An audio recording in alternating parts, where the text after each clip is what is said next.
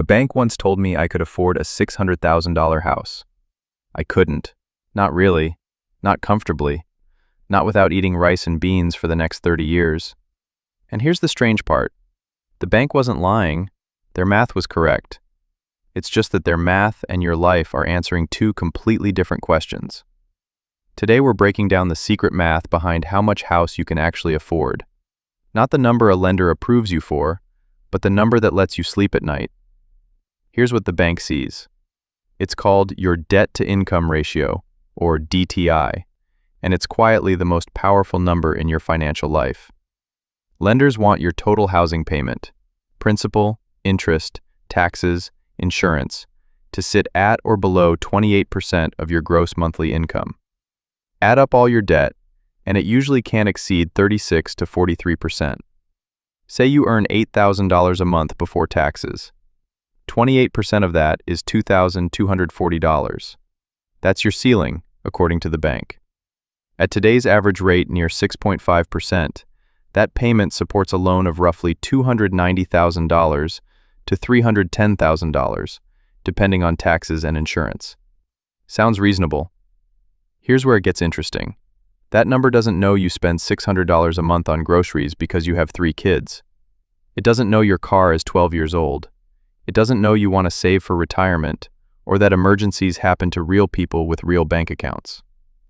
The bank's ratio protects against default. It was never designed to protect your quality of life. This is why so many people who get approved for a mortgage end up house poor.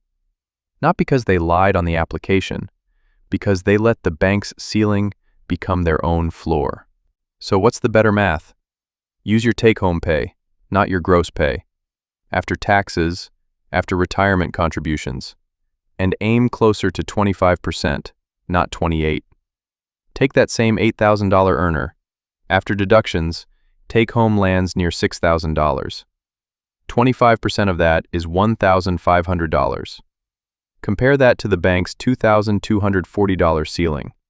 That's a gap of over $700 a month, nearly $9,000 a year, between what you're allowed to spend and what actually keeps you flexible. Why the gap? The bank is optimizing for one thing: the odds you'll pay them back. You're optimizing for something else entirely, a life that has room in it. Room for a slow month, room for a new job, room for the roof that needs replacing in year 7, which it always seems to. Here's one more number worth knowing. At 6.5%, over 70% of your very first mortgage payment goes to interest, not principal. In the earliest years of a 30-year loan, you're mostly renting money from the bank while slowly starting to own the house underneath it. So how do you run the math for yourself? Start with what actually lands in your account each month.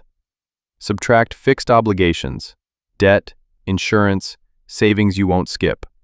What's left is your real discretionary income. Decide what portion of that you're willing to commit to housing for the next 3 decades.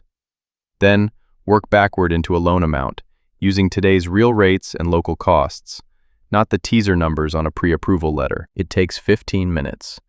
It will probably shrink your home search, and it will very likely save you from owning a beautiful house you resent, because there's no money left for anything else. A bank's approval tells you the most house you're allowed to buy. It was never trying to tell you the most house you should buy. The bank's risk ends the day you close. Yours is just getting started. So before you fall in love with a listing, do the version of the math that includes your life in it. Not the ceiling, the floor that lets you stand comfortably underneath it for the next 30 years. Because the bank already told you what you can afford. The real question is whether you're willing to ask yourself the same thing, honestly this time.